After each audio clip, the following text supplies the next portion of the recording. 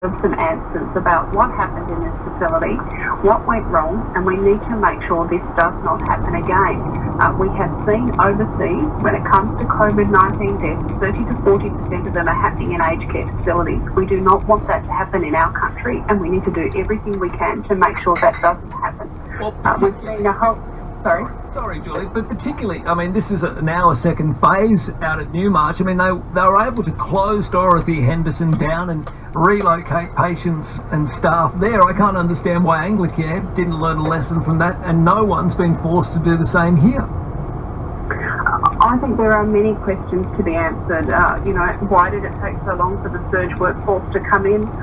What was the training of the surge workforce? Have there been infection control breaches? Why have we had a second wave? All of those questions need answers, and that is why I have called for the Royal Commissioners to look at what has happened in this facility.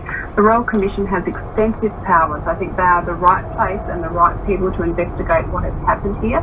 They've already called for submissions about aged care and COVID-19. Clearly, they were already looking into the situation in aged care because, as we know, in some facilities things were not okay prior to COVID-19, and now we're seeing the impact on a stressed system with this disease. Overall, I think aged care workers are doing a tremendous job. They are not very well paid in most cases. They don't get enough training in many cases. These staff are in these jobs because they love doing what they're doing, and they're doing a tremendous job. Well, but the families and the loved ones deserve some answers, and I think the staff at these facilities also want some answers. They want to know they're going to be safe when they go to work as well. I mean, we've had 29 staff infected as well as the 37 residents in one facility. Clearly something is not going okay with that facility, and we need to get to the bottom of what it is.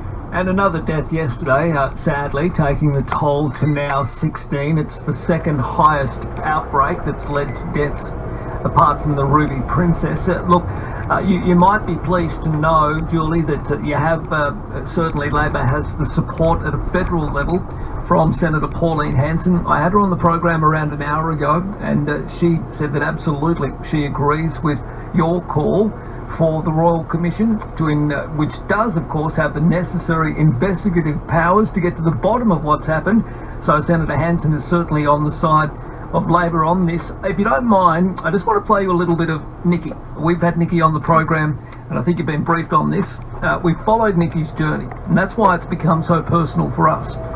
Me, because I live and am from the area where Newmarch House is, but also because we followed Nicole's journey, and we were sighing with relief after every test she had came back as negative.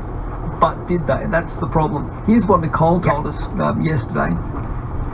We said goodbye in the ICU department at 4:05 on Saturday.